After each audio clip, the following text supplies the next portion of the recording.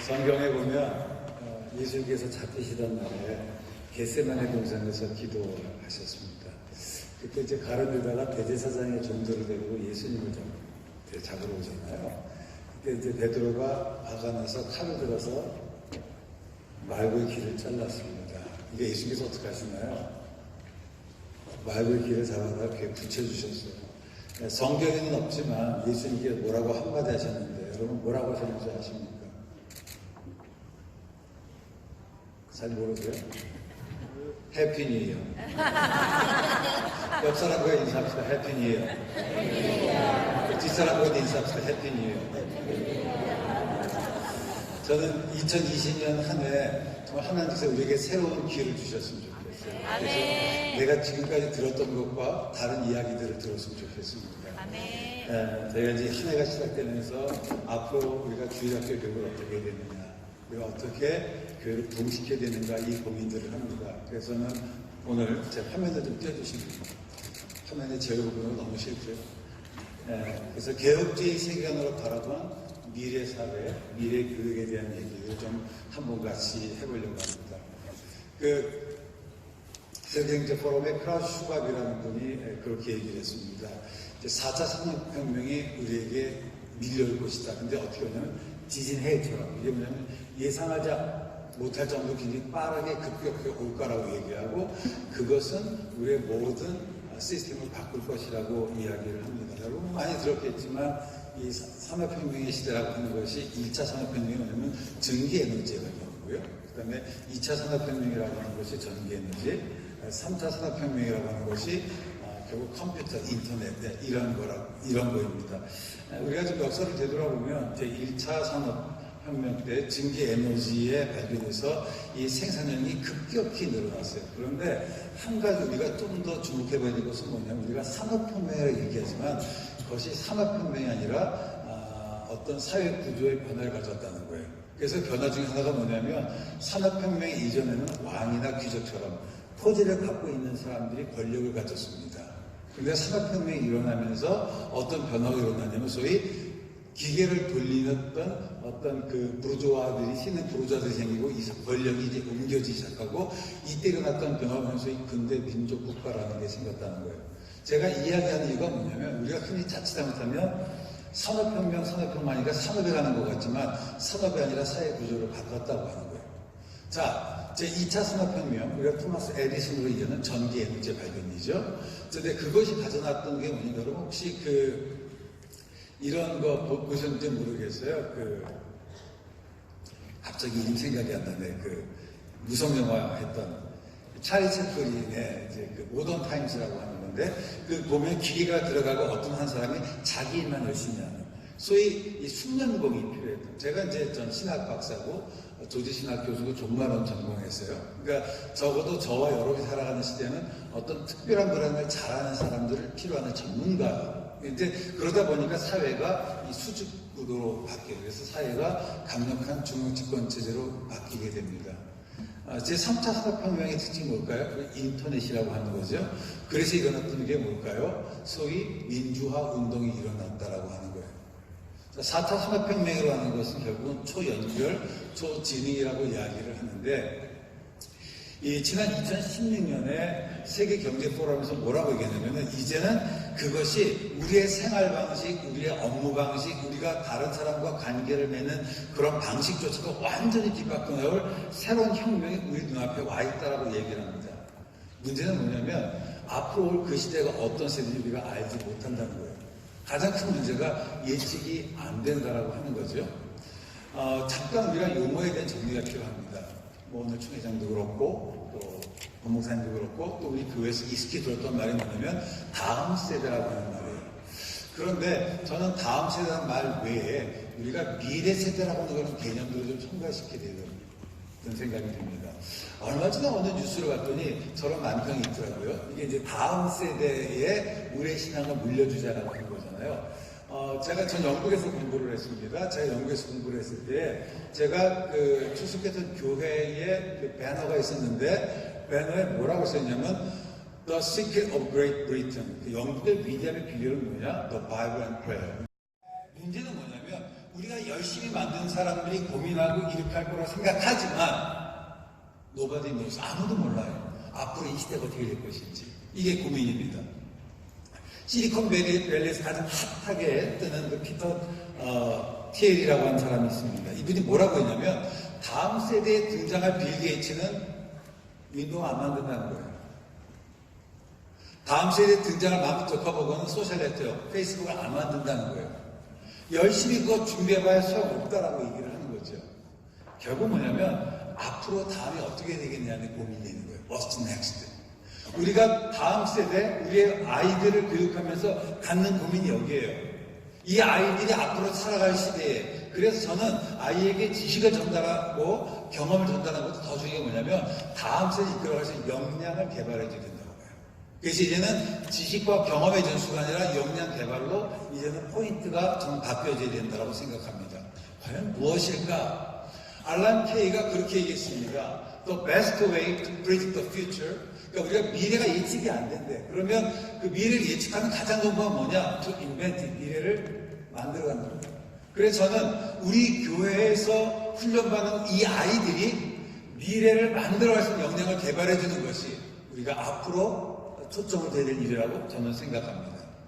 자, 이 4차 산업혁명과 우리가 기독교 신앙을 조금 좀 살펴보기를 원합니다. 크라슈 슈밥이 그런 얘기를 했습니다. 4차 산업혁명은 인간 본성의 정수인 창의성, 공감, 헌신을 보완하는 보완제 역할을 하며 우리의 인간성을 공동 운명체라는 생각에 바탕을 둔 새로운 집단적 윤리의식을 모양시킬 수 있다. 이거 되게 중요한 말이에요. 어떤 말이냐면 지금까지 우리는 어떻게 생각했냐면 우리가 사람의 생각을 바꾸면 그 생각이 그 사람의 삶을 바꾼다고 얘기했어요. 그렇죠? 생각이 바뀌면 행동이 바뀌고 행동이 바뀌면 습관이 바뀌고 습관이 바뀌면 운명이 바뀐다고 생각해요. 여러분 기독교는 뭐예요? 한 사람의 사고를 바꾸는 겁니다. 사고를 서서 복종시키는 거예요. 그런데 여긴 뭐라고 얘기하냐면 4차 산업혁명의 물질 구조가 사람의 생각을 바꾼다는 거예요. 유물론입니다. 이건 지금 세계관 전쟁이라고 하는 거예요. 우리가 자칫 산업혁명 하니까 이게 산업에 가는 것 같지만 제가 1차, 2차, 3차 산업혁명이 사회 구조를 바꿨던 것처럼 4차 산업혁명도 우리의 사회 구조를 바꾼다고 하는 거예요. 골로새서 2장 8절 말씀 한번 같이 읽어볼까요? 우리 화면에 나와 있는데 시작.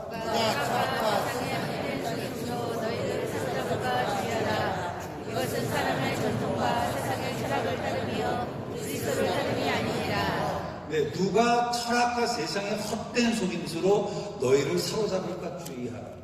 오늘 이 시대가 우리를 미혹하고 있어요. 우리를 속이고 있습니다. 여러분 이것은 사람의 전통과 세상의 철학을 따름이 아니라 그리스도를 따르고 그리스도를 따름이 아니라 한 논문 하나를 제가 소개합니다. 존 덤피라고 하는 분이세요. 이분이 1983년도에 AHA라고 하는 무신론자 저널에 실린 글입니다. 제가 소개합니다. 나는 새로운 신앙을 전하는 것이 자기의 역할임을 자각한 교사들, 즉 모든 인간 존재에게 인본주의적 종교를 전하는 것의 소임을 바르게 자각하는 교사들 덕분에 공립학교 교실에서 인간의 미래에 대한 도전이 계속될 것이라고 확신한다. 이러한 교사들은 교회의 강단에서 의뢰를 다하는 설교자와 마찬가지로 유치원생을 가르치든 혹은 대학생을 가르치는 대상의 수준과 관계없이 교실에서 인본주의적 가치를 전하기 위해 변함없는 이타적인 헌신을 나타내야만 한다. 교실은 옛것과 새것 사이의 문제를 해결하고 악과 고통이 가득한 기독교를 물리치며 기독교에서 실현하지 못한 이상적인 이웃사랑을 마침내 성취시켜줄 수 있는 것이 오직 인본주의뿐이라는 새로운 믿음을 전하는 전투장이 되어야 하고 분명히 그렇게 될 것이다. 이러한 전투는 장기적으로 진행될 것이고 고통을 수반하겠지만 인본주의는 분명히 승리할 것이다. 인간 존재가 살아있는 한 인본주의는 확실할 것이다. 여러분 우리가 교회에서도 하고 있는 교육 중에 하나가 연령별로 맞는 교육을 하잖아요. 그렇죠? 영아부, 유치부, 유년부, 초등부 이렇게 나누지 않나요? 이게 존 듀의 소위 실용주의 교육에서 왔어요. 여러분 존 듀는 인본주의 학자예요. 근데 여러분 이런 교육의 가장 큰 문제는 뭔지 아세요? 선배의 경험이 후손에게 전달되지 않는 거예요. 세대 간의 단절을 가져온 겁니다. 그리고 그 사이를 누가 메꿨을까요? 교사가 메꿨어요. 그 교사가 그 안에서 끊임없이 인본주의적인 세계관을 심는 거예요. 어머니들, 여기 계시는 부모님들, 여러분의 자녀를 좋은 학교에 보내는 것을 기도 제목하고 또 소원으로 삼고 있지 않아요? 근데 여러분 그 아이들이 그곳에서 무엇을 배우는지 모르시죠? 우리 아이를 좋은 학원을 보내요. 그곳에서 무엇을 배우는지 모르시죠? 여러분이 가끔씩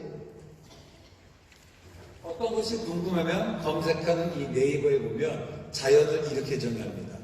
사람의 힘이 더해지지 아니하고 세상에 스스로 존재하거나 우주에 저절로 이루어지는 모든 존재나 상태라고.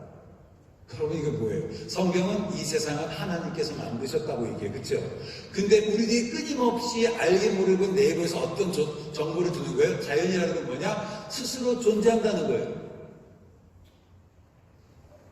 완벽하다는 겁니다. 그러니까 여러분이 알게 모르게 우리의 아이들이 끊임없이 노출되어 있는 이 휴대전화에 끊임없이 우리 지속적으로 인본주의적인 세계관을 우리에게 주입시키고 있다고 하는 거예요. 이것을 아셔야 돼요. 오늘 인본주의가 우리에게 뭘 얘기하나요? 인간 만물의 척도라고 하는 거예요. 인간 중심이에요. 성경은 하나님이 이 세상을 만들었다고 얘기해요. 그렇죠? 근데 세상은 뭐라 그래요? 이 세상은 우연히 존재한 거예요. 우연히. 그러니까 여러분 하나님께서 이 세상을 만들었으면 이 세상을 만든 법칙이 있을 거 아니에요. 뜻이 있을 거 아니에요. 로가 있다고. 그런데 만약에 이 세상이 우연히 만들어지고 인간들이 우연히 만들어진 기준이 있을까요? 없을까요? 없지요. 그러니까 상대주의가 되는 거예요. 도덕이라는 것이 그때그때 달라요. 요즘 이슈가 되는 동성애문제도 마찬가지예요. 이젠 그걸 얘기하는 것이 힘든 시대가 되었습니다. 성경은 얘기합니다. 하나님께서 우리를 만드실 때 purpose, 목적이 있다고 얘기해요. 그런데 내가 우연히 태어나는 삶의 의미와 목적이 있어요? 없어요? 없죠. 그러니까 나오는 게 뭐예요? 소확행이에요. 인생은 뭐냐? 옛날 현대카드에서 나왔던 선전은 뭐예요? 아버지는 말하셨지 인생을 즐기라고. 여기 아버지들 자식한테 그런 얘기 해요? 저도 그런 얘기 안 할 거라고. 기껏 우리 인생이라고 하는 게 뭐냐면 우리 여선생님들 케이크 먹고 사진 딱 찍고 올리면서 소확행이에요. 여러분 그것이 우리의 기쁨이 돼서는 안 되는 거예요. 사람의 제일 되는 목적은 하나님을 영원토록 그를 즐거워하는 게 사람의 목적이에요. 근데 신해철이라는 가수가 뭐라고 얘기한 줄 아세요? 우리는 태어난 것만으로 목적을 다했대. 나머지는 즐기면 된대. 이런 세상의 헛된 철학 우리를 속여가고 있습니다. 퍼포스가 없대요. 인생은 즐기는 거래요. 자, 이런 시대 속에서 우리가 어떻게 살아가야 할까요?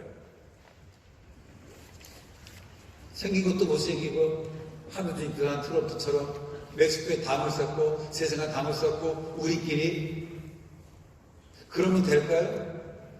다시 우리가 종교개혁으로 돌아야 될 것 같습니다. 여러분 개혁주의 영성과 종교개혁 영성이 달라요. 그러니까 카톨릭 영성. 카톨릭은 뭐냐? 거룩한 것과 거룩하지 것의 구별이 있었어요. 종교개혁은 뭐예요? 그 담을 걸었습니다. 그리고 모든 것이 거룩한 거예요. 모든 것이. 우리 잠깐 우리 찬양할까요? 나는 하나님을 예배하는 예배자입니다. 시작. 나는 하나님을 예배하는 예배자입니다. 내가 서 있는 곳 어디서나 하나님을 예배합니다. 여기까지만 할게요. 내가 서 있는 곳 이게 종교개혁의 영성입니다. 여기서 나온 게 뭐냐? 소위 직업적 소명서인 거예요. 내 직업은 하나님의 부르심이다. 그래서 나는 그 삶의 현장 속에서 하나님을 예배하는 예배자로 살아가자는 게 만인 제사장서인 거예요. 이게 종교개혁이란 말이에요. 그런데 어느덧 우리도 모르게 세상과 담을 쌓아버렸어요. 세상 속에서 거룩을 실천하고 하나님을 이야기해야 되는데 그러지 못하고 버렸다라고 하는 거죠. 앞에서 우리 권순 목사님께서 통계를 보여줬지만 실제로 종교인기 통계를 보면 지난 10년 동안 종교의 인구가 기독뿐만 아니라 불교, 천주교 전체적으로 종교 인구가 감소하고 있어요. 왜냐하면 이거는 세속화적인 현상이에요. 그런데 특징적인 것은 뭐냐면 슬라이드를 보시면 알겠지만 여러분 그 중에 10대, 20대, 30대 감소폭이 크다라고 얘기하는 거예요. 전체적으로 종교가 증가하는데 도대체 10대, 20대, 30대의 감소폭이 큰 건 뭘까요? 그것은 바로 뭐냐면 적어도 우리로 보면 교회가 10대, 20대, 30대의 마음을 터치하는 데 실패한 겁니다. 얼마 전에 교회학교 통계가 있었습니다. 그래서 2006년과 2015년을 봤더니 예장 보신이 8만 3천 명이 줄었고요. 감리교가 23만 명이 줄었고 그리고 통합이 16만 8천 명이 줄었어요. 지금 교회 학교가 감소하고 있습니다. 물론 많은 사람들이 얘기할 때 저출산이 원인일 수도 있어요. 그건 되게 쉬운 분석이에요. 정말 그것만일까 한번 생각해 봅니다. 자, 영화부 예를 통계 보면 2006년에 영화부가 15,703명, 우리 교단에 보면 유아부가 22,000명, 유치부가 75,000명, 유년부가 78,000명, 고등부가 89,000명, 소년부가 105,000명, 중고등부가 189,000원. 근데 2015년을 봤더니 영화부는 늘었어요. 17,000명. 저출산으로 설명되는 게 아닙니다. 유아부는 22,000 좀 늘었어요. 유치부는 55,000 줄었어요. 유년부는 48,000, 초등부는 55,000, 소년부는 82,000, 중고등부는 146,000 줄었습니다. 저출산이라고 얘기한다면 사실은 영유아부도 줄어야 돼, 그렇죠? 근데 영유아부는 오히려 늘었는데 지금 그 이후에 인원이 줄어들고 있다고 우리 교당 통계에 났습니다. 도대체 왜 그랬을까라고 얘기를 했을 때에 흥미로운 설문조사인데 학원 시간과 교회 시간이 겹칠 경우에 어떻게 할 것이냐. 교회가 우리 아이가 교회를 빠질 수 있냐라고 했을 때 중직자의 57%가 그럴 수 있다. 일반 선거의 57.5%가 그럴 수 있다라고 얘기한 거예요. 그러니까 예배와 학원이 겹치면 학원을 보낸다는 거예요. 왜 그러니까 궁금하잖아요. 다시 통계를 보니까 학부모들이 이제 만족도를 평가하는데 학교 만족도가 5점 만점에 3.8이에요. 자녀교육과 뭐 이런 것들 하는데 그 중에 교회가 2.5로 제일 낮아요. 즉 학부모들이 교회에 대한 만족이 제일 낮은 거예요. 그럼 다시 질문을 던졌어요. 그러면 자녀교육에 있어서 가장 중요한 게 뭐냐라고 했을 때 42%가 우리 아이가 좋은 인성을 갖고 살아갈 시민적인 어떤 그런 역량이 좀 강화가 되어 있다고 느끼는 거고, 그 다음에 두 번째가 29.7%가 그 아이가 하나님께 영광을 누렸으면 좋겠고, 세 번째 12.5%가 전문가가 됐으면 좋겠다고 얘기를 하는데, 이 말은 뭐냐면 이 세 가지를 교회가 충족시키지 못하니까 차라리 그 시간에 아이가 학원 가는 게 낫다고 판단한 거라고 하는 거예요. 그렇다고 한다면 교회는 저 세 가지에 대한 대답을 줄 수 있어야만 합니다. 뭐냐? 우리 아이가 적어도 우리 교회에 와서, 여러분 사실은 교회 같은 조직이 없어요. 주일학교 6년을 배우잖아요. 주고 12년을 여기서 배운단 말이에요. 적어도 우리 교회 12년 다니면 얘는 적어도 길거리 침 안 뱉어. 새치기 안 해. 이런 뭔가 이런 기본적인 역량들이 발견돼야 되는 거잖아요. 그렇지 않을까요? 적어도 우리 교회에서 12년 공부하고 나면 얘는 이 차에서 지도자가 될 수 있어. 교수 훈련 잘 받으면 지도자 될 수 있어. 보여줘야 되는 거잖아요. 그러면 부모들이 학원 안 보낸 교회 보내겠지. 신앙교육의 목적은 뭐냐? 하나님의 말씀으로 우리 아이들을 가르쳐서 아이들의 신앙 형성과 성숙을 일으켜 이 세상으로 보냄받은 소명자로서 성경적 세계관을 가지고 세상을 변화시키는 삶을 살게 게 신앙교육의 목적입니다. 결국 교회는 뭐냐? 비전 인큐베이션 센터예요. 1847년에 마산에서 여시성을 하는 여자아이 하나가 태어났습니다. 옛날에는 여자아이들은 이름이 없었어요. 그 둘째와 셋째가 가난으로 인해서 돌보 죽으니까 엄마가 우연히 소문을 들어요. 서울에 가면 선교사들이 학교를 운영하는 데 보내주면은 거기서 목표적으로 세워준대더라. 그래서 20일을 데리고 올라가서 학교에 보냈습니다. 메리 스프랭튼 여사가 운영하는 학교였어요. 10살 때 그곳에 가서 공부를 시작했습니다. 2호 학당에 들어갔어요. 이분이 나중에 고종의 어전 통역사가 됐어요. 우리나라 최초의 간호사가 됐고요. 평양의 진명로를 만들었습니다. 복음은 그런 거예요. 옛날에는 가난하고 못 배우고 세상에서 소외된 사람들이 교회에 나와서 복음을 받아들이고 교육받고 그 사회 리더가 됐어요. 근데 지금 그런 것들이 나오지 않는 거예요. 우리의 고민은 그겁니다. 우리 아이들이 어떻게 하면 비전을 키워갈 수 있느냐는 거예요. 흥미로운 설문조사가 있는데 아이굿뉴스 2018년에 보니까 비기독교인들이 기독교에 대한 이미지인데 68.8%가 이기적이래요. 우리는 남을 희생하고 배웠잖아요. 68.5%가 물질 중심적이래요. 그리고 58.9%가 권위적이래요. 즉 세상 사람들이 보는 교회가 그런 거예요. 그러면 교인들이 보는 교회에 대한 이미지는 뭐냐? 크게 다르지 않다라고 하는 거예요. 교인들이 봐도 우리가 이기적이고 권위적이고 물질적이라고 얘기를 하는 거예요. 즉 다른 말로 하면 이런 이미지 때문에 10대와 20대, 30대의 마음을 터치하는 걸 싫다는 거예요. 그리고 우리 아이들이 신앙생활하면서 앞으로 살아갈 미래에 리더가 될 수 있는 역량을 교회에서 개발시켜주지 않는다고 부모들이 생각한 거예요. 리차드 아스모하고 프레드리크 스파이처가 뭐라고 했냐면 오늘 교회 문제가 뭐냐? 젊은 세대를 품지 못한 거예요. 그리고 공적 교육에서 점점 더 멀어져가는 교육. 옛날에는 교회에서 교육을 잘 받으면 사회에서 리더가 됐는데 저도 그런 세대였고 근데 지금은 그렇지 않은 시대가 된 거예요. 부모조차도 세상과 뒤떨어질 것 같은 그런 두려움이 있는 세대가 됐다라고 얘기하는 거죠. 뿐 하나는 뭐냐면은 교회와 가정 사이의 괴리, 정체성 형성되는 도덕적 풍조의 결핍.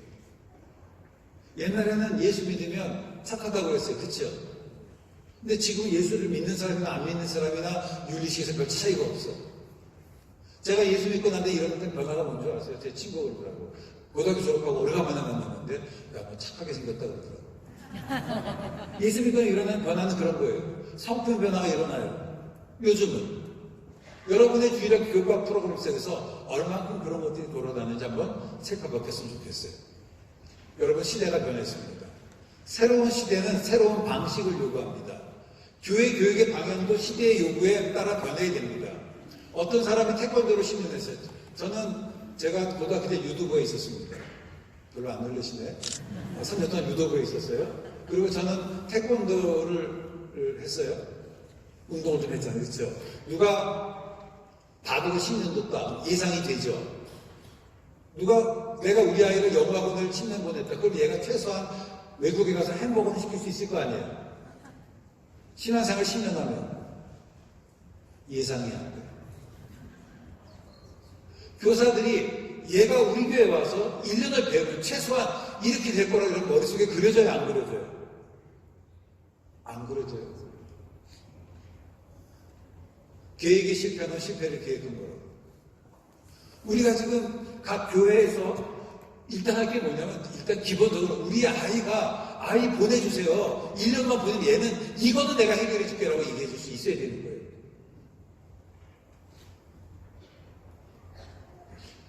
계획이 실패한 것은 실패를 배약한 겁니다. 요즘 정부에서도 교육이요. 문제풀이에서 문제 해결을 바뀌어가고 있어요. 그런데 우리 성경 공부는 문제풀이잖아요. 그렇죠?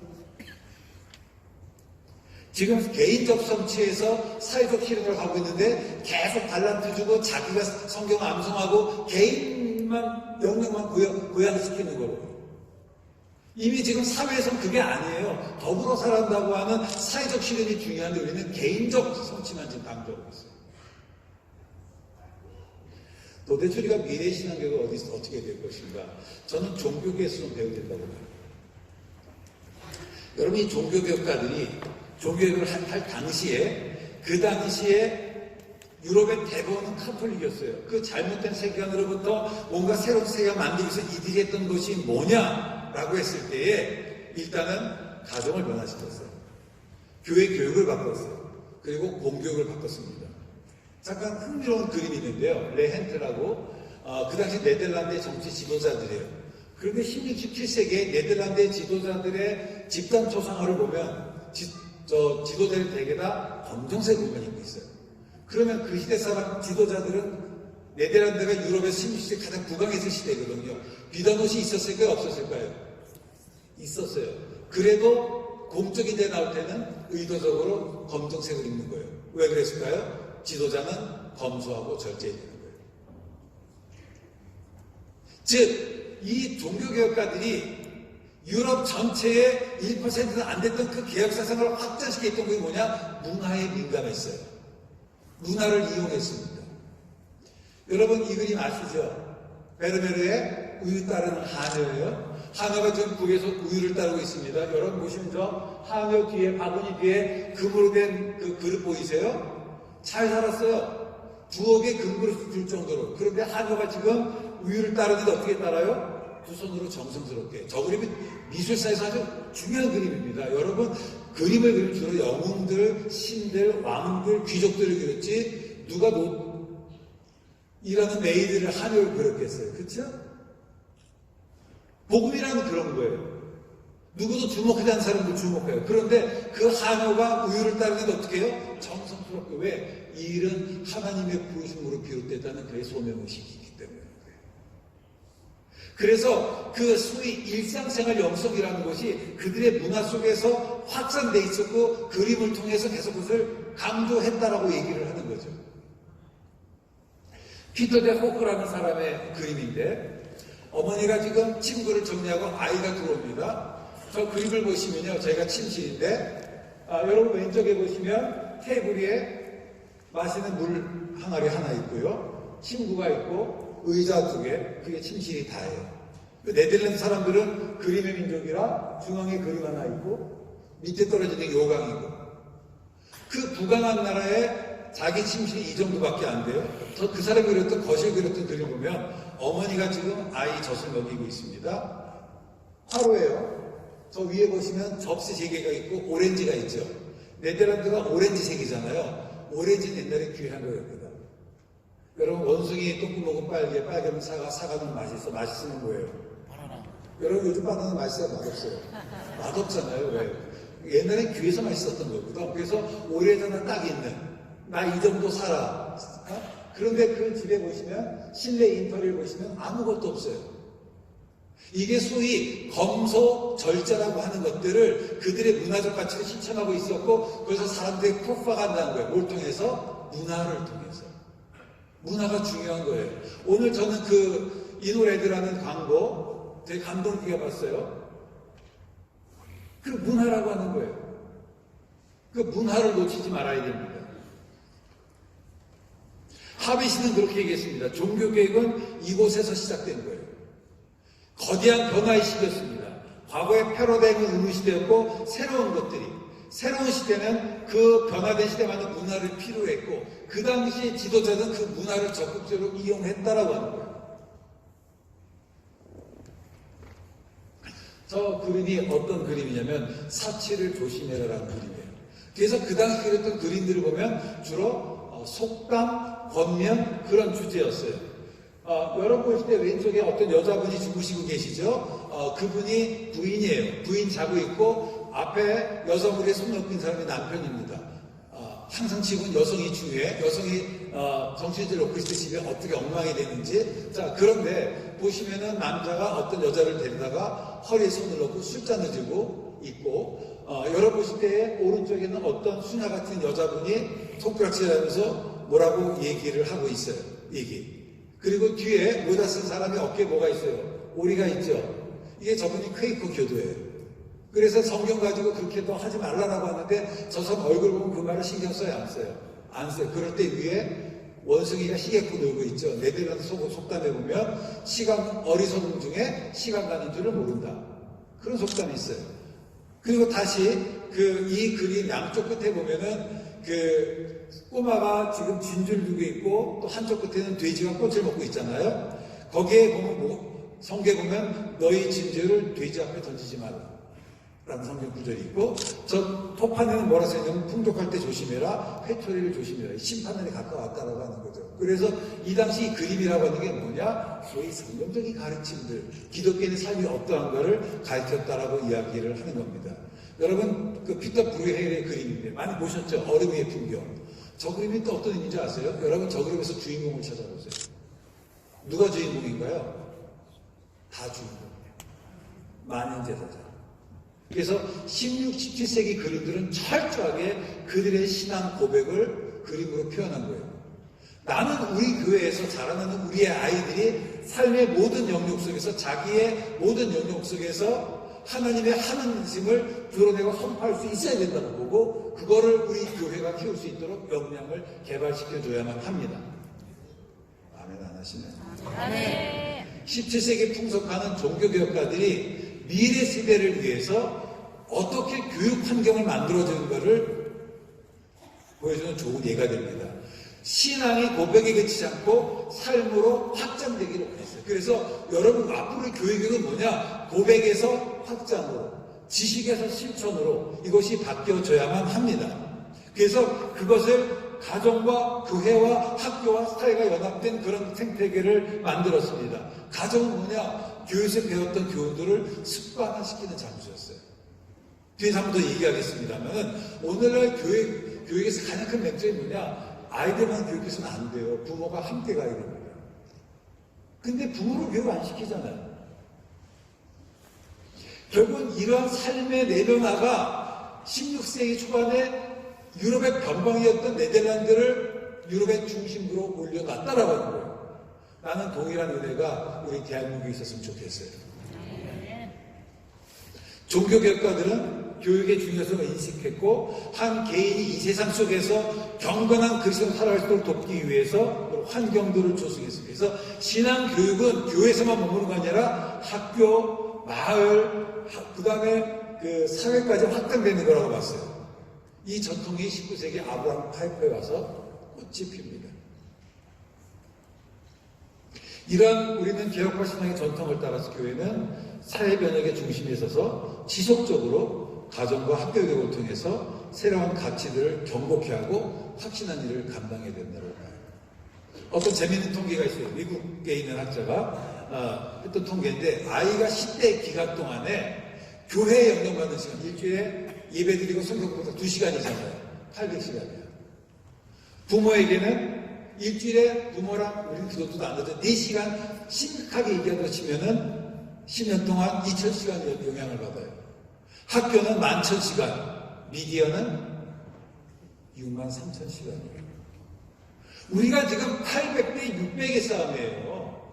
이 싸움을 하고 있는 거라고. 그래서 여러분 우리가 이 환경들을 알고 여기에 민감하지 않으면 이건 계속해서 질 수밖에 없는 게임이라고 하는 거예요. 그래서 아까 권 목사님 말씀하셨도록 문화 전사를 많이 만들어야 돼요. 여러분이 좋은 멘토가 돼서 여러분을 통해서 좋은 아티스트들이, 좋은 광고 기획자들이, 좋은 감독들이 요즘은 여러분 신문들을 보시면 지금 오늘 아침인가 여러분 영화들 중에 TV 드라마 중에 기독교를 좋게 평가하는 게 아무것도 없어요. 다 나쁘게 나오지.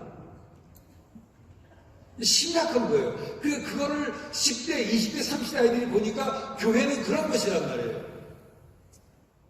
지금은 문화 전쟁입니다. 오스케네스가 Fit Bodies and Minds라는 책을 썼어요. 여기서 뭐라면 교회가 몸은 큰데 정신은 텅 비었다라고 하는 거예요. 오늘 주기자님 말씀하셨던 것처럼 우리가 몸은 몸집은 키웠는데 그것에 사상을 잃어버린 거예요. 종교교육가들은 사상을 키워서. 그래서 여러분 이 사상이 중요한 거예요. 그래서 우리는 리폼드 스피리추얼리티를 우리가 그래서 세상 속에서 거룩을 실천합니다. 그래서 성경을 가지고 아이들이 세상을 볼 수 있는 역량들을 개발시켜야 돼요. 기독교 세계관이라는 거예요. 그런데 저도 제가 80년대에 기독교 세계관 운동을 했지만 문제는 뭐냐면 기독교 세계관이 개념적이에요. 혹시 여러분 파란 나라를 보안이라는 노래 아세요? 파란 나라를 보안. 꿈과 희망이 있는 것. 그렇죠? 아빠의 눈 속에 있고 안델센 동화 있고 엄마의 꿈 속에 있고 근데 뒤쪽 가서 아세요? 아무도 몰라. 누구도 몰라. 하나님 나라가 있대. 목사님 설교 속에 있고 주일학교 본가 속에 있고 기독교 서적 속에 있는데 그 나라 어디 있는지 아무도 몰라. 누구도 몰라. 여러분 신앙교육을 이제는 명사형이 아니라 형용사로 바꿔야 돼요. 아이들이 보고 느끼고 만질 수 있는 거로 바꿔줘야 됩니다. 사람들은 어떻게 알겠어요? 그래서 아이들이 체화될 수 있도록 그렇게 바뀌어져야 된다라고 얘기를 합니다. 저희 아버님이 1999년에 뇌출혈로 쓰러지셨어요. 그래서 수술하고 6주 동안 의식이 없다가 의식 변하셨는데 15년을 누워서 사시고 움직이지 못하시고 계시다 돌아가셨어요. 그런데 최근에 미러링 에펙트라는 게 있어요. 인공 로봇을 하는 사람들이 뭘 하냐면 이쪽이 마비가 오잖아요.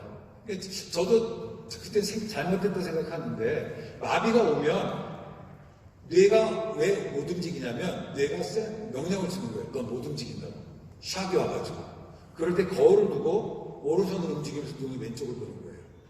그러면 내 눈이 움직이는 걸 보잖아요. 그럼 뇌가 착각을 해요. 그래서 왼손이 움직인다고 생각한대요. 그리고 지나가면 다시 뭐라고 사인해요? 움직일 수 있다고. 그럼 손이 움직인다는 거예요. 이게 요즘 나오는 거예요. 여러분 신앙교육을 할 때 이제 어떻게 해야 되느냐? 아이들에게 미러링 에펙트 끊임없이 반복하면서 그 훈련을 시켜줘야 되는 거예요. 지식에서 행동으로 바뀌어져야만 합니다. 요즘 트랜스 휴먼 시대가 온다고 해요. 포스트 휴먼 시대가 온다고 합니다. 그러면서 요즘 던진 질문이 뭐냐면 도대체 인간이란 뭐냐? 그래서 오늘 부모님 말씀하셨던 것처럼 사실은 이 4차 산업혁명 시대 이때는 가장 인간적인 게 오히려 힘이 될 수 있는 거예요. 그래서 최근에 교육에서 놀이를 강조하고 있어요. 놀이. 공감 능력. 이런 걸 강조하고 있습니다. 인간이 잘하는 걸 기계는 못하고 기계가 잘하는 걸 인간이 못해. 최근에 여러분 서점에 보시면 누가 아세요? 인성의 실력이다. 그런데 보시면 공감 능력, 인성, 섬김, 희생, 배려 다 누가 잘하는 거예요? 우리가 잘하는 거잖아요. 성경에 있는 거잖아요. 줘도 못 먹나? 우리에게 그 좋은 것들을 우리가 발견하지 못하고 남만 쫓아가 흉내내다가 정작 토끼도 놓치고 다 놓쳐버리는 그런 때가 되었다는 거예요. 4차 산업혁명 시대에 필요한 역량으로서 사회적 책임과 공공성이 부각되고 있습니다. 공공성, 공동체, 사회적 약자된 배려, 이거 우리가 잘했던 거예요. 교회가 강조했던 겁니다. 이런 관점에서 보자면 저는 교회가 만들어내는 인재상이 세상에 필요한 인재상이에요. 여러분의 훈련받는 아이들이 앞으로 리더가 될 거라고요. 그래서 우리는 이 사회에 교육을 통해서 기대하는 인재상이 세상에 요구하는, 그래서 부모들에게 당신이 생각하는 그거 우리가 충족시켜준다고 설명해 줄 수 있어야 되는 거예요. 그래서 앞으로 변경되는 공과에는 이것이 포함이 되어 있어요. 부모가 원하는 것, 시대가 원하는 것을 우리가 성경을 통해 대답해 줄 수 있어야만 합니다. 교회에서 교육을 잘 받으면 건강한 그리스도인뿐만 아니라 동시에 건강한 사회 구성이 될 수 있다고 얘기해 줄 수 있어야만 합니다. 20세기 초반부에는 김구 선생은 원래 총독이었어요. 근데 자기 스스로 상동 감독으로 나갔습니다. 왜냐하면 교회에서 희망을 봤으니까. 남강 이승원 1907년도에 평양 사거리에서 도산 젊은 10살 어린 도산 안청 연수를 듣고 자기가 꿈이 바뀌었어요. 지금까지는 내가 양반되는 게 꿈이었는데 내 민족이 양반돼야 되겠다고. 그래서 오산학교 설립하고 민족 지도자가 됐어요. 천출이었습니다. 교회에서 신앙생활하고 훈련받으면 그 사회 리더가 됐어요. 왜 지금은 안 되나요? 이게 우리의 고민이 되어야만 합니다. 2015년도 우리나라 정부에서 앞으로 우리나라에 필요한 인재상을 6가지로 했어요. 하나는 자기주도, 자기 스스로 삶을 선택할 수 있는. 옛날에는요, 여러분 문화감사인데 학생들이 조명하고 학생들이 원고 쓰고 다 했어요. 그죠? 지금은 다 해주잖아요. 아니 세상에 부모가 아이들 학원도 결정해, 과외선생도 결정해. 그런 시대잖아요. 자기주도, 스스로 자기의 삶을 선택할 수 있도록. 지식정보 처리 능력, 창의력, 심리성, 의사소통, 공동체. 이 중에요, 지식정보 처리 능력 빼서 남자 교회가 잘하는 거더라고요. 우리가 잘하는 거예요. Jesus is the only way. 여러분, 예수님이 유일한 길입니다. 이걸 이 시대 가운데 보여줄 수 있어야 합니다. 앞에서 얘기했던 교회는 비전 인큐베이션 센터가 돼야 되는 거예요. 그래서 말씀을 통해서 우리의 아이들이 자기의 삶을 바라보고 내가 맺어야 될 열매가 무엇인지 찾게 하고, 그래서 그 씨앗을 뿌리는 과정을 중고등부 때, 유초등부 때 해야 되는 거예요. 그래서 교회는요, 이 앞에서 얘기했던 이 세속적 세계에 대응하는 대응 담론, 카운터 내러티브, 기독교적 세계관을 제시할 수 있어야만 해요. 미래 세대들이 트랜스휴머니즘 시대를 주도할 수 있는 역량을 개발할 수 있도록 도와줘야 합니다. 그래서 우리는 시학교육을 해야 돼요. 시학교육이라는 게 뭐냐? 이게 뭐 저희가 했던 일 중에 하나가 뭐냐면 교회를 찾아가서 각 분야의 크리스천 전문가들을 아이들이 만나서 진로 교육을 받는 거예요. 상담을 받는 거예요. 그 다음에는 지식에서 행동으로 신앙을 습관화시키는 겁니다. 앞에서 공부하시겠죠? 진도에 너무 하지 마시고 진도보다 더 중요한 것은 아이가 내면화되는 게 중요하잖아요. 그러려면 이것이 가정까지 연결돼야 돼요. 그래서 교회와 가정이 연결돼요. 대개 부모들이 아이가 유치원 때는 아이와 함께해요. 그렇죠? 초등학교, 중학교 때 안 하는데 아이와 최소한 10분, 20분을 함께하는 프로그램을 개발을 해야만 합니다. 신명기 6장 6절 7절이 이렇게 얘기합니다. 오늘날 내게 명하는 이 말씀을 너는 내 마음에 새기고 내 자녀에게 부지런히 가르치며 집에 있을든지 앉아있을 일어날 때든지 이 말씀을 강하게 하시며 가정이 교육의 중심이 되야 된다고 얘기를 해요. 그런데 문제는요. 옛날에는 부모 교육이 있어요. 요즘 부모 교육 없잖아요.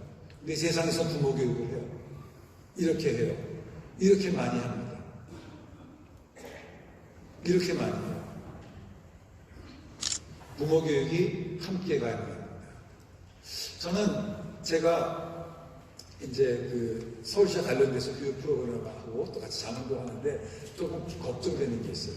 그게 뭐냐면 지금은 요람에서 무덤까지 정부가 책임지려고 해요. 너무 좋죠. 우리 아이 돌보니까. 근데 거기서 뭘 가르칠까요? 인본주의를 가르치는 거예요.